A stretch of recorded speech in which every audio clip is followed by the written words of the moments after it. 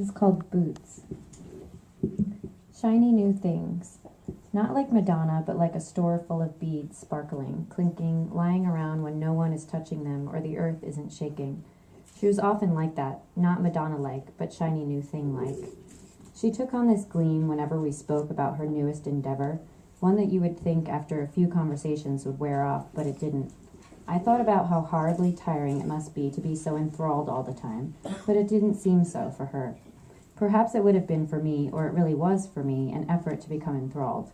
I was much more of a bitcher and complainer, a dark humorist with a sexy sparkle of innocence, or so I'd been told.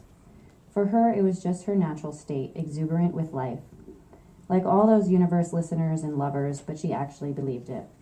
It was easy to dismiss her on this account, that she was shiny and new all the damn time. She emanated appreciation from her pores, silently in some peripheral, not demanding nor deflecting attention. She was a perfect little pond with a fountain in the middle just to prevent the green slime from forming, not because she would mind it, but because onlookers couldn't see themselves clearly reflected in her surface if she let herself go all natural like that. This shouldn't have annoyed me, her zen state of being, but it unnerved me incredibly. In fact, it drove me so bonkers that I had to avoid her. It was as if her presence was beckoning something forth from the swamps of me that I hadn't wanted to unearth, now or maybe ever. The worst part was, that thing didn't have a substance, a name, a declarative statement to attach to it. It was a pure, round form of something she beautifully served up out of the pit of my belly, just by existing. I felt it even when I avoided her physically.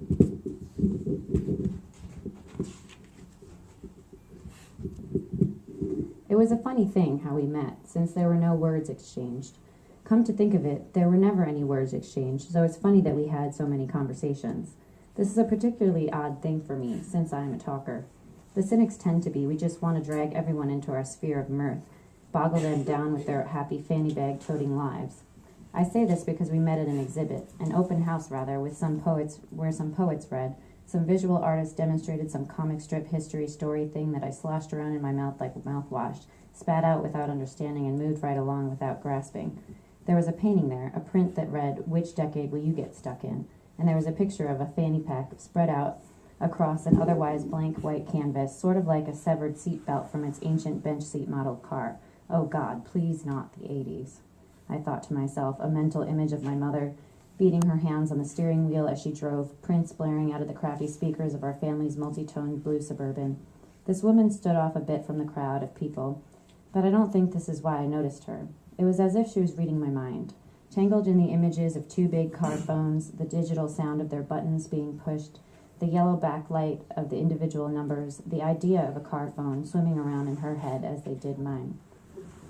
It was something about the 80s that she knew and I didn't, or something about me that she knew and I didn't. I preferred to think of her as a talk show game host with the type of useless knowledge of decades I could do without, such as bangles and snap bracelets, exactly when Woolworths went out of business, and the many different shades of neon that showed themselves that decade in kinky, frizzy, stylized, horrible hair.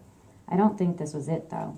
Even as I looked at her feet, pink neon rain boots with a completely drab outfit above them, I knew this wasn't the case. She was just there to make me remember. Remember things I hadn't forgotten, things I hadn't ever known, but somehow she was there for me and I just didn't understand why now and why here. Another thing about me is I ask why too much. Altogether too often am I questioning the obvious, the unknown, the just take it as it is stuff, that other people get frustrated with me. Some are blunt about it. Others roll their eyes, fidget their feet, wait until they've had a couple of cocktails to blurt out, "Would you just stop asking why?" I guess it is a bit amateur of me, but I'm still so very curious about everything but that woman on the sidelines of my life with her glaringly horrific pink rain boots. Is she from Seattle? Why the boots? I hope you too aren't one of those stale old people souls who don't question anymore. I'm thinking of her now because I am far from that exhibition, that reading, that open house with only enough beers to go around, those types of meetings and showings that say schmooze and go by the amount of booze they allot you and your friends. Go where, I wanted to know. Where are the cool people going? They'd never tell you, and if you tag along, they walk faster to give you the hint. I did this that day, since I didn't know anyone to bring, didn't want to bring anyone I knew, and this woman with her pink boots just kept in stride with me, not seeming to straggle behind or linger for anyone in particular. She just appeared next to me in a hurry to look like a part of the group that was clearly defining themselves as ending just before me. She didn't say anything, she just smiled. I brushed my sweaty bangs off to the side, wondered how bad my eyebrows had gotten when I last tweezed, and scowled a bit. I wanted a beer. I wanted a beer more than anything else in life at that moment. Just a cold beer and a ripped bar stool. And perhaps someone would talk to me. I couldn't get myself to the bar any faster. I tried to quicken my step, and then I tripped over my own foot, fumbling, getting some glares from the clearly defined group, and catching myself so as not to actually fall onto the pavement. Boots was there, just smiling lightly, the smile that is like the sun on an overcast day, smooth, buttery between the clouds. She was soothing and unnerving. Then we reached the bar, both ordered, though I didn't hear the words she spoke. She smiled at me, that same butter smile as before, as I tore through 3 pints, a shot, and a confessional diatribe, perhaps aimed at the wall. I even said things like weird bitch beside me with the neon rain boots and fucking buttery smile, but she didn't budge or really seem to be affected at all.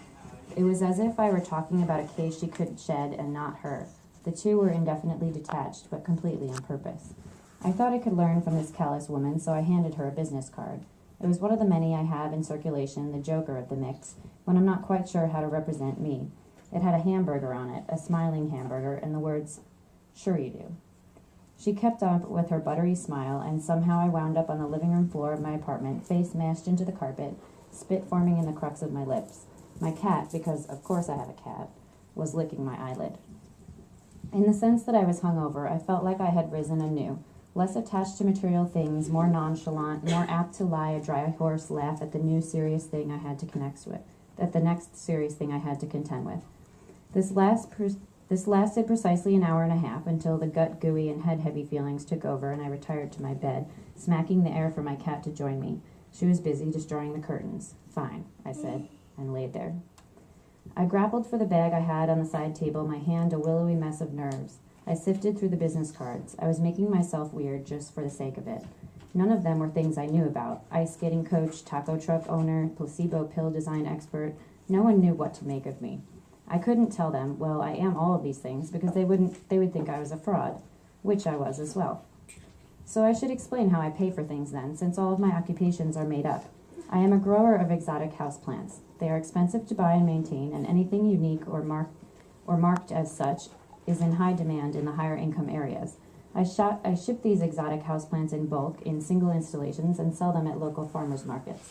My mother was a dabbler, and I was an odd, methodical child, so the garden became a place I could cultivate my one-track mind. When I consider it, this is interesting, but I don't like to tell people what they want to hear. This Boots woman, she just kept appearing to me during my trips to the grocery store, to the nursery, and when I took a vacation 2 hours away to get her pink boots out of my sideline vision. I began to wonder if I were going off the deep end. I phoned my mother, asked her for a number to the family shrink. She had been arrested for stealing prescriptions, so I just decided if I were going, I'd just go. No family shrink, then no shrink at all. However, one day I managed to get myself a date with a rather odd-looking man who was actually so very mainstream that I was disappointed quite quickly. But I asked him if he saw her, and he did, so I wasn't going crazy, unless he was too polite to tell me. After this occurred to me, I asked strangers if they saw her. They all did. Then I began to consider that my whole world was invented, that perhaps I just was that clever and creative, and if so, I should just be able to erase this pink boot woman from my peripherals. Then the oddest thing happened. One day at the bus stop, she came up to me. She didn't have her buttery smile. She was frowning. It made me feel guilty. The kind of guilt, the guilt of making your mother cry by saying something like you wish she was not your mother. She handed me a note. It said, "Please don't." I had to frown for a whole day because of it. I couldn't muster the privilege to be brazen or downtrodden, just rotten to the best of my ability, more rotten and unapproachable looking than I was with my normal cynic face. I was good at being many things on my business cards, but in my body I was only good at being just me. Please don't, please don't, please don't. I couldn't for the life of me figure out what she wanted or what I wanted. I knew it was more of me than her, but she existed for me to realize something.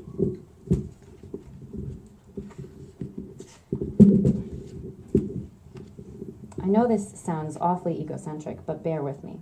It was clear that she knew I wished to erase her, but what was unclear was why. "Please don't erase me." I said it out loud to see if that was it. It wasn't. I asked a child skipping by, "Please don't." The child spat on the ground. I got a magnifying glass out and started burning ants. Perhaps this would conjure her to me. It didn't. I tried wrapping fruit by the foot around my head like a mummy. It was just sticky. I tried wrapping... Oh, I just said that. Then I went and got a pair of pink rain boots. I put them on the counter. There she was. She rang them up, smiled her butter smile, glanced over me, and then down at the ground. I followed her gaze. Her feet were bare, her toes wiggled, pink neon polish on the nails.